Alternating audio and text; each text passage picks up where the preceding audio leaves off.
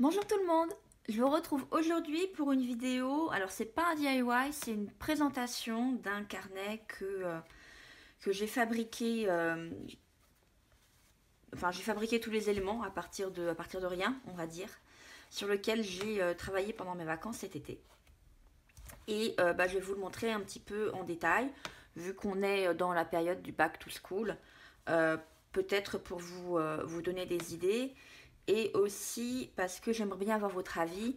C'est un carnet en fait qui idéalement me servirait de prototype parce que quand je fais des carnets, des junk journal, des bullet journal, peu importe, comme ça vraiment depuis le début, ce qui m'amuse surtout en fait c'est de faire la couverture. Et donc idéalement ce que je voudrais c'est avoir un intérieur un petit peu, je vais pas dire générique, mais enfin que je puisse le faire un petit peu à la chaîne pour en avoir après d'avance et vraiment pouvoir m'amuser sur les couvertures.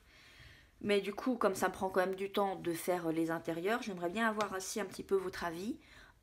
Si vous trouvez l'intérieur bien, si vous trouvez que je pourrais faire des choses différemment, ne pas faire quelque chose ou ajouter quelque chose auquel j'ai pas pensé, ou voilà, ce genre de petits trucs. Donc la couverture a été faite avec une enveloppe en carton Amazon. J'avais reçu des petites choses d'Amazon et donc ces espèces d'enveloppes un petit peu cartonnées mais quand même souples, euh, sur lesquelles j'ai aussi commencé à faire cette couverture que vous avez vue dans ma vidéo test des paint markers action. Voilà, j'en ai une d'avance. Sur lequel j'ai collé une couverture en jean. Alors en fait, ce que j'ai fait, c'est que j'ai récupéré un jean que j'avais depuis au moins 20 ans, je pense, et qui était en train de rendre l'âme. Il y avait des trous à des emplacements, on va dire, que c'est plus du look là. On sort pas avec un jean avec des trous à cet endroit-là. Donc du coup, je l'ai coupé, ça m'a fait un mini short, mais alors pareil, le short il est tellement mini que c'est un short pour porter à la maison hein, quand il fait très chaud, mais je ne sors pas dans la rue avec un short pareil. Et du coup, je me suis retrouvée avec les deux jambes. Et je me suis dit, ça pourrait être sympa de se servir du jean pour faire une couverture. Donc, j'ai du tissu chez moi où il y a des images vintage comme ça. Et donc, avec ma machine à coudre, j'en ai cousu trois ici. Bien sûr, avant de fixer la couverture. Hein. Pour l'instant, j'ai juste ma pièce de jean. Je l'ai mesurée quand même par rapport à la taille de ma couverture. J'ai pas mal navigué avec des épingles et des pinces pour essayer quand même de marquer les endroits où mon carnet allait être plié pour que je sache où allaient être les bords de ma couverture pour pas que je dépasse trop et que je me retrouve avec des éléments qui en fait vont se retrouver sur la couverture intérieure. Donc voilà, donc juste pour avoir un peu ma délimitation. Ensuite, donc j'ai d'abord commencé par faire du tamponnage ici, ici et un petit peu ici, mais ça m'a pas plu en fait. Je pense que j'ai pas la bonne encre déjà pour tamponner sur du tissu tout simplement. Donc ici en fait je l'ai carrément lavé pour atténuer un petit peu l'encre. Donc ça garde un petit côté grunge on va dire qui est pas trop mal, mais voilà, ici c'est censé être une partition de musique, c'est un gros tas informe, et ici c'était un mur de briques, mais ça rendait pas très bien non plus, c'est pour ça que j'ai pas mal recouvert. Donc ensuite, avec ma machine à coudre, j'ai cousu ces trois pièces de tissu. Celle-ci, je l'ai cousue avec de la toile de jute bleue entre pour lui faire un petit cadre, on va dire. J'ai un petit peu décoloré ici aussi, pareil pour donner un petit peu une touche vintage usée, que j'aime bien. Avec ma machine à coudre, donc quand la couverture était plate, hein, enfin même pas la couverture, ma pièce de tissu était plate, j'ai cousu un morceau de dentelle blanc et par-dessus un morceau de foulard bleu turquoise que j'ai trouvé très joli. Donc j'ai juste fait de la couture comme ça et comme ça pour que ce soit fixé à ma pièce de jean. Ensuite, je suis passée au travail à la main.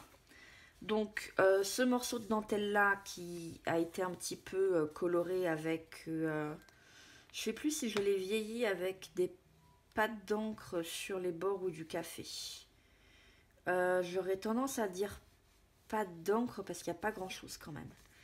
Mais je l'ai cousu à la main avec juste quelques points et du fil blanc. Mes papillons, je les avais montrés dans un haul. Pareil, je les ai cousus à la main avec du fil noir. Alors là, je pense que vous commencez à connaître cette espèce de tissu voile que j'aime beaucoup, qui lui a été teint avec du café. Là, j'ai vraiment cousu le papillon sur tout le bord, mais je l'ai trouvé trop plat. Donc du coup, pour celui-ci, au niveau des ailes, j'ai moins cousu, mes points étaient moins serrés déjà. Et puis, il y a des endroits en fait où j'ai pas tout à fait cousu. Et du coup, ça lui donne très très légèrement, enfin les ailes se soulèvent très légèrement, donc ça donne un petit peu moins l'impression qu'il est épinglé. Il est un peu plus vivant puisque, enfin voilà, il a un tout petit peu de relief. Ensuite, j'ai cousu ce gros bouton qui ressemble à une fleur. Ce bouton-ci, qui peut aussi un peu faire fleur. Ces deux-là, pareil, ils sont un petit peu effet fleur.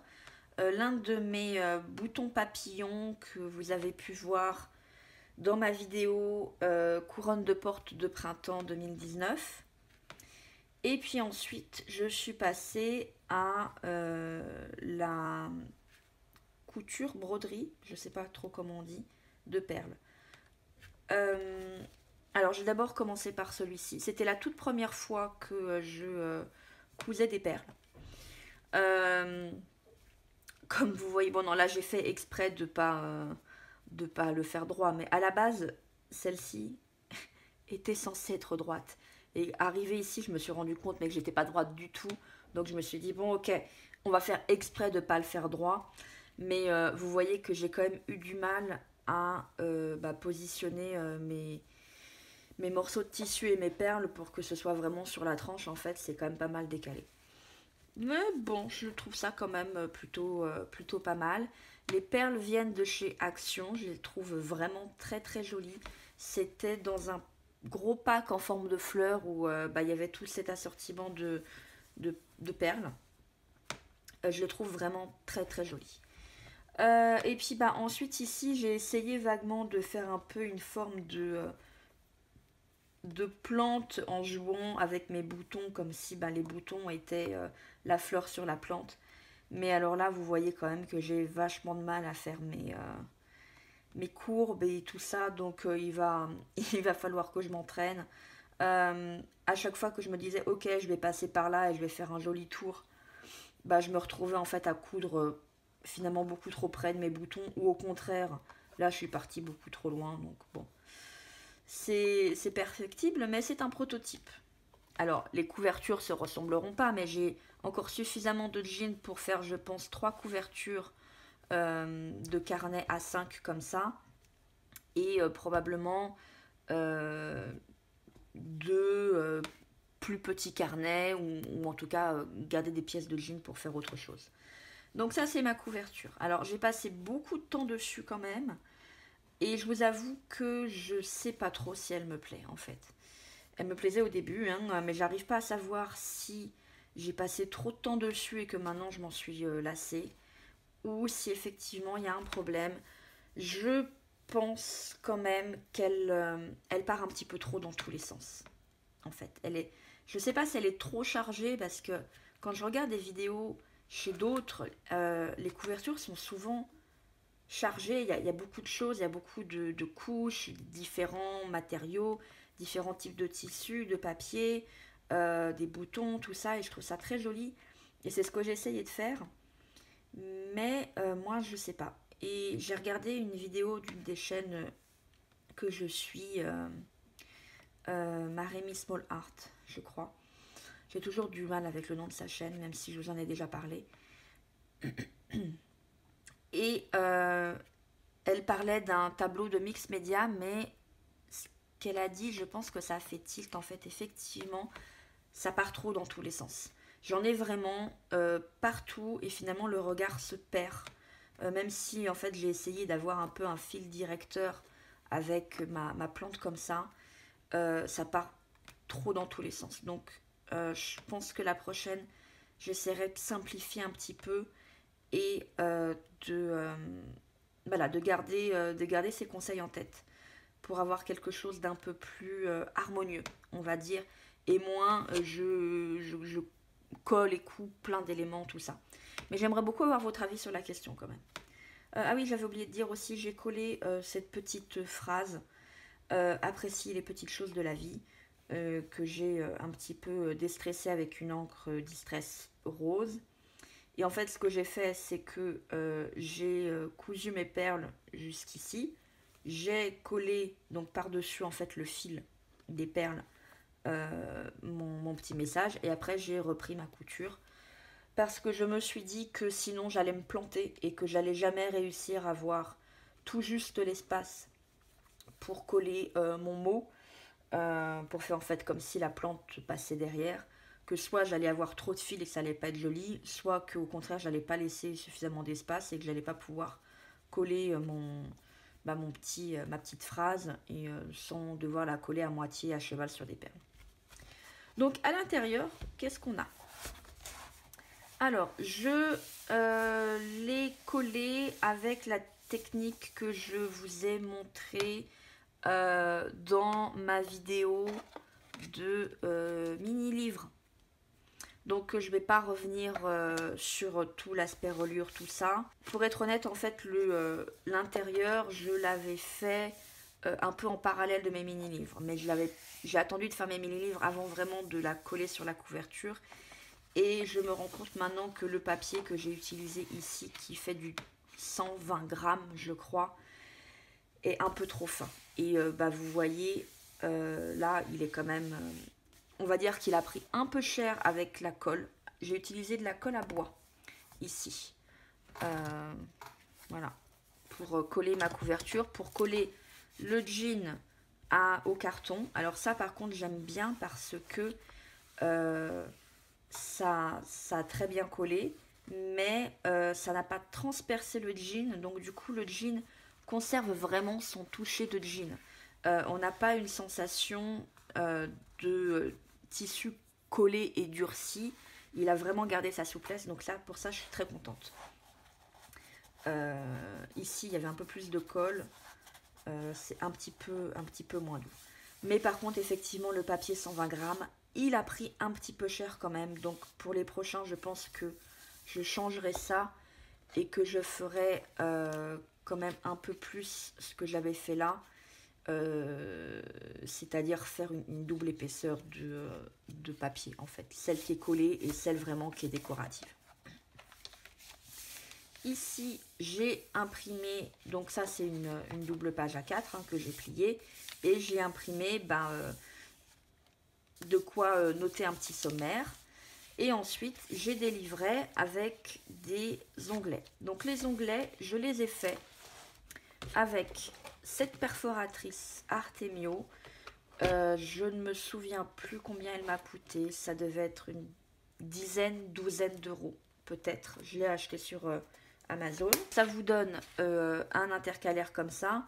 Mais ceux que vous voyez là, ils ont été faits avec exactement le même papier 120 grammes jaune comme ça qui m'a servi de couverture intérieure ici. Et ensuite, avec de la tacky glue et divers tissus, j'ai collé, voilà, tout simplement mes tissus dessus, comme ça, et sur une bande de tissu. Et ensuite, quand ça a été bien sec, j'ai fait la technique de serviettage, en fait, mais avec du tissu. Et une fois que c'était bien sec, avec une paire de ciseaux, j'ai redécoupé mes intercalaires. Et voilà, donc j'en ai fait plein. La majorité... ce sont des tissus qui viennent de chez Action. c'est des petits rouleaux de tissu en polyester, en fait, en matière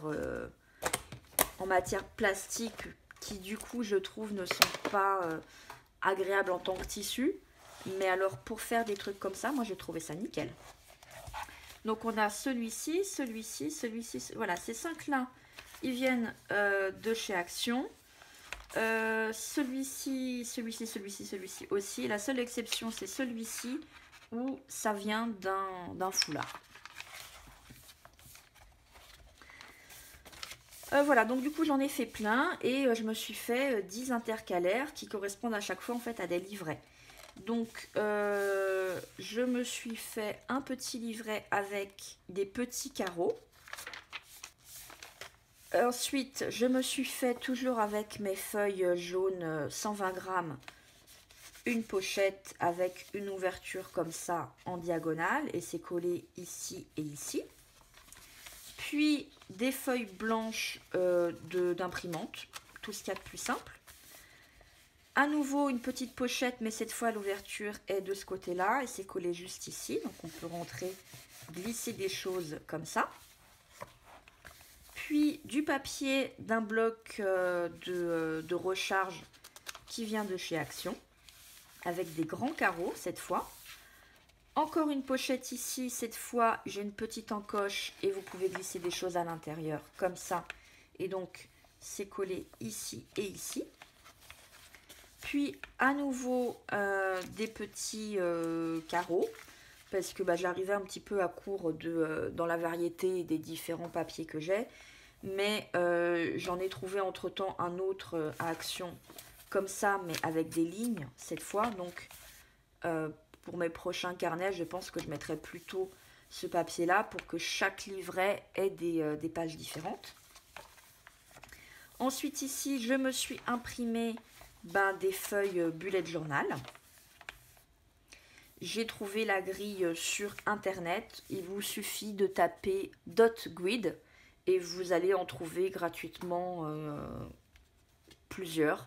J'en ai testé 2 ou 3 je crois et c'est celui-ci qui me plaît le plus. Les points sont suffisamment fins pour se faire discret mais quand même en étant visible. Il y en a d'autres où les points sont un petit peu trop gros à mon goût, mais bon c'est mon goût. Hein. Et pareil au niveau de la couleur grise, je les trouve suffisamment discrets pour réussir à se faire oublier dans la globalité, mais quand même suffisamment présent pour que vous les voyez sans avoir besoin d'avoir vraiment le nez sur votre page pour pouvoir faire vos trucs. Ici, c'est un cahier A4, tout ce qu'il y a de plus classique des colliers qui me restait de ma période étudiante, voire lycéenne. Autant dire que c'est vieux. Ici, ce sont des pages d'un bloc de dessin. Et voilà, et on arrive à la fin, donc avec à nouveau ma couverture intérieure. Voilà, donc les intercalaires, vous pouvez tout à fait écrire dessus ou recoller quelque chose pour savoir à quoi chacun corresponde. Je sais pas si c'est une bonne idée d'avoir des intercalaires comme ça, notamment pour celles où il y a les pochettes. Ma logique à la base c'était de trouver plus facilement les pochettes, mais en même temps, comme chaque livret est différent, quelque part je me dis que peut-être qu'on n'a pas besoin et que ça permettrait d'espacer plus les œillets, les intercalaires. Donc je sais pas ce que vous en pensez. Voilà, écoutez, c'était un petit prototype de carnet.